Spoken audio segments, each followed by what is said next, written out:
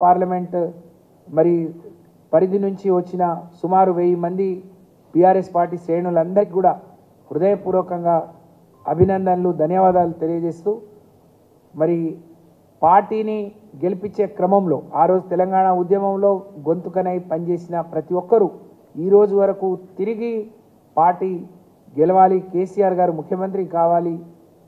ఆ రోజు 2089లో ఓడిపోయిన తర్వాత ఎన్టీ రామారావు గారికి ఏ రకంగా ప్రజలు బ్రహ్మరథం పట్టిందో, తెలంగాణ ఉద్యమం అయిన తర్వాత కేసీఆర్ గారికి ఏ విధంగా బ్రహ్మరథం పట్టిందో ఆ రెట్టింపు ఉత్సాహంతో రాబోయే రోజుల్లో బీఆర్ఎస్ పార్టీ శ్రేణులు ఈరోజు కాంగ్రెస్ పార్టీ గ్రామ పంచాయతీ ఎన్నికలు పెట్టడానికి కూడా భయపడ్డది.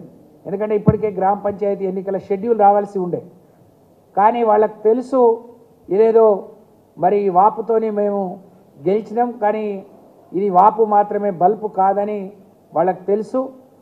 ఎన్నికలు అయిపోతే దేనికి దానికి రాజకీయ పార్టీలు విడిపోతాయి. గ్రామ ప్రాంతంలో మా పార్లమెంట్ ఎన్నికల ఓటమికి ఇది పునాది అవుతుంది కాబట్టి దీనికి పెట్టుకోవద్దు, ముట్టుకోవద్దు అని చెప్పి భయపడి ఎన్నికలు నిర్వహించలేదని మేము భావిస్తున్నాం. ఇదే కనుక జరిగి ఉంటే తప్పకుండా ఈరోజు ఉన్న సీట్లకు అదనంగా బీఆర్ఎస్ పార్టీ పార్లమెంట్ స్థానాలు గెలుచుకునే అవకాశం ఉండేది. ఏది ఏమైనా మరి రాబోయే రోజుల్లో అత్యధిక సీట్ల మీద బీఆర్ఎస్ పార్టీ జెండాను ఎగరవేస్తామని చెప్పి ఈ సందర్భంగా తెలియజేస్తా ఉన్నాను.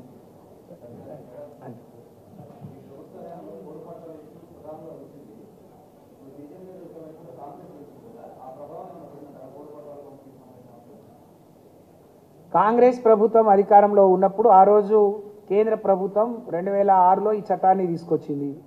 2005 నుంచి అక్కడ వరకు ఉండే వాళ్ళకి ఇవ్వమని చెప్తే 2014 వరకు వాళ్ళు ఇచ్చిన పోడు పట్టాల సంఖ్య 3,06,000 ఎకరాలు. కేసీఆర్ గారు సబ్ కమిటీ వేసి మొత్తం క్షుణ్ణంగా పరిశీలించిన తర్వాత ఒకే రోజు ఇచ్చిన పోడు పట్టాల సంఖ్య 4,09,000 ఎకరాలు.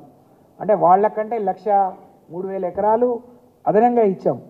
అందులో మా పార్లమెంట్ పరిధిలోనే 2 లక్షల పైగా ఎకరాలకు మేము ఇచ్చి ఉన్నాం.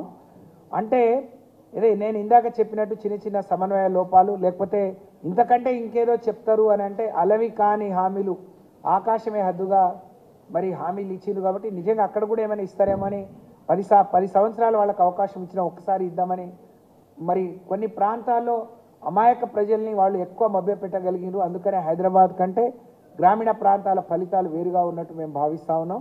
కాబట్టి ఇప్పటికే రియలైజ్ అవుతున్నారు తప్పు జరిగింది. ఎవరికి వాళ్ళు చిన్న చిన్న లోపాల వల్ల మా అభ్యర్థులు ఓడిపోతారు కావచ్చు, కానీ కేసీఆర్ ముఖ్యమంత్రి అవుతాడు, మా పథకాలు కొనసాగుతాయి అని ఆశపడ్డారు.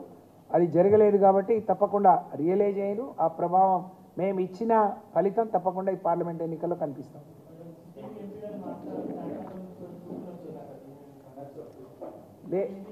లేదండి, అసలు